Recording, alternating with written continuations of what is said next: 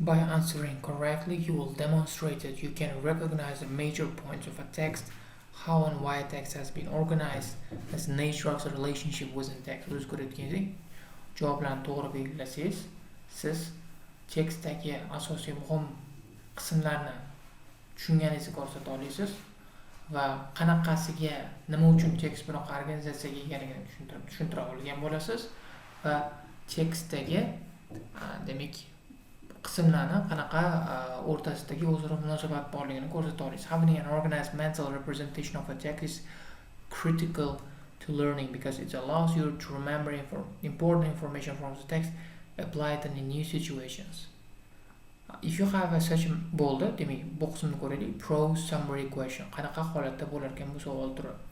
These questions measure your ability to understand and recognize the major ideas and the relative importance of the information in the passage. Eng muhim ma'lumotlar va ma'lumotlarning muhimlik darajasi. You will be asked to select the major ideas in the passage by distinguishing them from minor ideas. Ideas are not in the passage. O'z ko'rayotganingizdek, muhim ma'lumotlarni muhimligi darajasi past yoki umuman demak tekstda mavjud bo'lmagan ma'lumotlardan ajratishni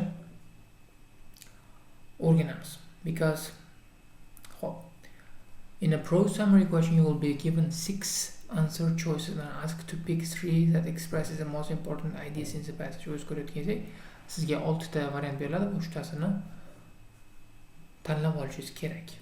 Unlike the basic information questions, each of which is worth 1 point, prose summary questions is worth 2 points. Basic information bundan oldingi ko'rgan savol turlarimizga 1 ball beriladi va berilar edi, lekin bu prose summary savol turiga 2 ball beriladi. You can earn 0 to 2 depending on how many correct answers you choose.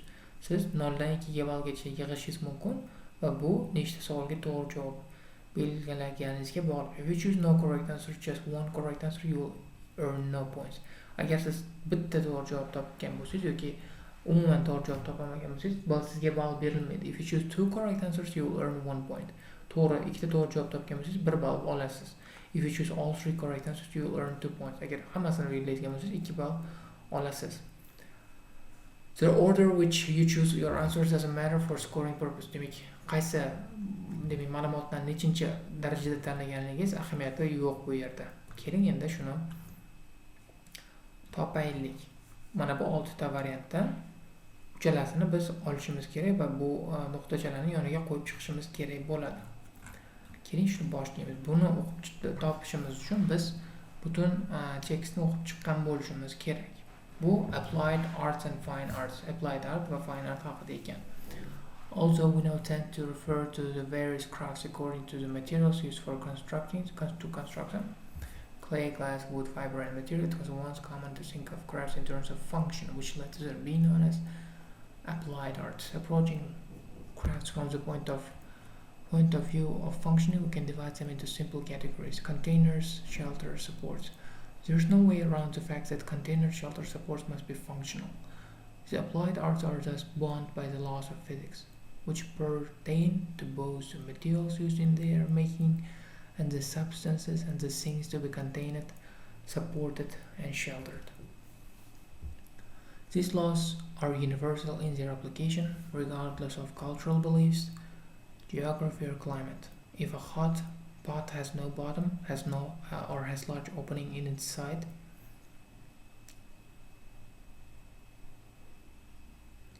it could hardly be considered a container in any traditional sense. Since the laws of physics, not some arbitrary decision, have determined the general form of applied art objects, they follow basic patterns, so much so that functional forms can vary only within certain limits.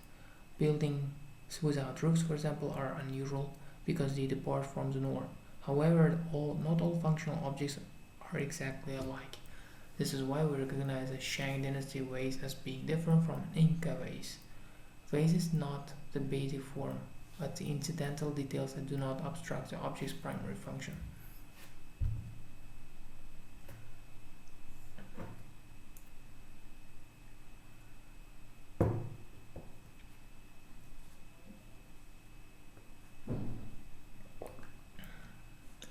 Sensitivity to physical laws is thus an important consideration for the maker of applied art objects. It's often taken for granted that this is also true for the maker of fine art objects. This assumption misses a significant difference between two disciplines.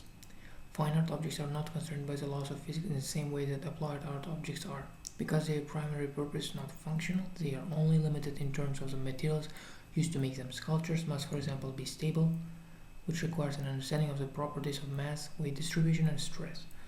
Painting must have rigid stretches so that canvas will be taut, and paint must not deteriorate, crack, or discolor. These are problems that must be overcome by artists because they tend to intrude upon his or conception of work. For example, in early Italian Renaissance, the bronze statues of horses with a raised foreleg usually had a cannonball under that hoof. This was done because the cannonball was needed to support the weight of the leg. In other words, the demand for the laws of physics, not the sculpture's aesthetic intentions, placed the ball there. That this device was a necessary structural compromise is clear from the fact that cannonball quickly disappeared when sculptors learned how to strengthen their internal structure of a statue with iron braces, iron being much stronger than bronze. Even so, the fine arts in the 20th century often treat materials in new ways. The basic difference in attitude of artists in relation to their materials in the fine arts and the applied arts remain relatively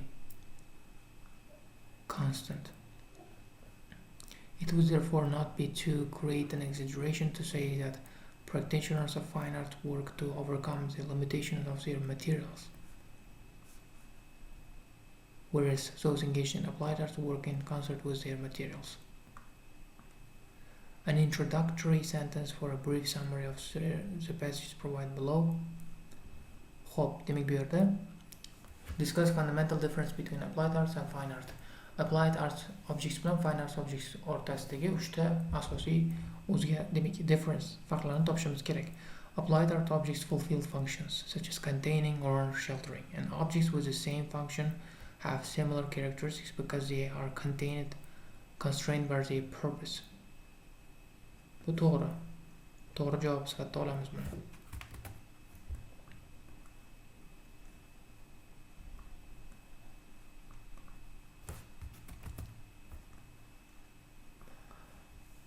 Chunki bu yerda qaysi qismda yozilganligini ko'rishimiz mumkin. Mana bu yerda yozilgan va mana bu yerda yozilgan vazalarni demak taqqoslagan Shang dinastiya bilan Inka vezlarni taqqoslagan va aytishgan. Basic formasi o'zgarmasa ham kichkina detalchalari o'zgaradi deyishgan. Va bu yerda ham yozilgan. Applied art objektlar qanaqadir funksiya bajaradi. Masalan, containing, sheltering, biror narsani o'z ichida saqlash, bir narsani nima qilish, himoya qilish. Shuning uchun ham bir xil funksiyali objektlar bir xil demak bir-biriga o'xshash xarakteristikalari bor. Chunki ular demak purpose, ya'ni maqsadi bilan cheklangan. Ya'ni bitta maqsad amalga oshirish, bitta maqsad borligi sababli uni formalari bir xil bo'ladi. It's easy to recognize that Shang dynasty ways are different from Inca dynasty. Bu haqida ma'lumot yo'q. Easy to recognize haqida ma'lumot yo'q. It's not that it's like there's no information. It's that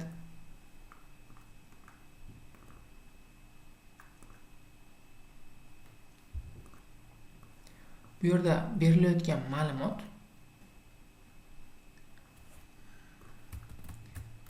ma'lumotni muhimligi bu yerda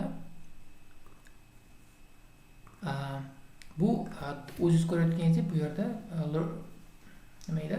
Read to learn questionsda muhim ma'lumotlardan muhimligi past yoki umuman berilmagan ma'lumotlarni farqlashga o'rganinglar deyilgan.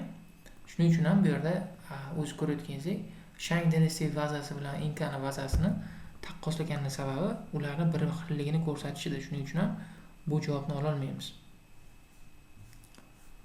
Shuning uchun ham bu javob to'g'ri bo'lmaydi. Fine art objects are not functional, so they are limited only by the properties of materials used. To'g'ri, fine art objektlar functional bo'lmaydi. Ya'ni ularni funksiyaviy, demak maqsadi yo'qligi sababli ular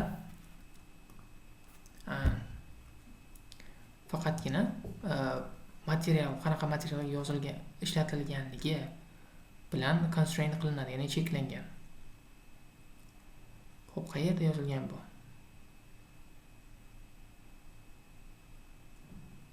Mana bu yerda yozilgan. Shu yerda shu ma'lumot berilgan bir marta.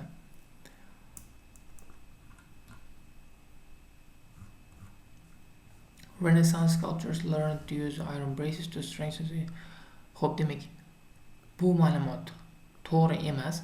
Demak, ular o'rgangan shunaqa ish qilish kerakligini. Lekin bu shunaqa ish qilish kerakligi haqidagi ma'lumot eng muhim ma'lumot emas bu yerda.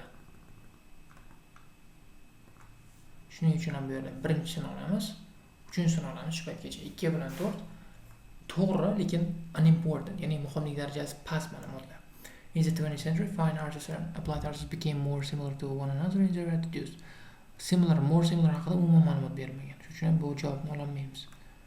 In all periods, fine artists tend to challenge the physical limitation of their materials, while applied artists tend to cooperate with the physical. Bu to'g'ri javob. Chunki ma'lumot bor bu. Mana bu yerda ma'lumot berilgan. Mana shu yerda, mana shu ikkita gap xuddi shu gapga misol sifatida keltirilishi mumkin. Demak, fine artda o'sha produktini, materialini limitlariga qarshi ishlasa, bu produkti bilan ishlaydi. Shuning uchun ham javoblar 1, 3 va 6. Ko'ramiz endi. Mana 1, 3, 6 ni berishgan ekan o'zingiz ko'rayotganingizdek. Shuning uchun ham bu javoblarni oldim va shu javoblar to'g'ri bo'lib chiqdi.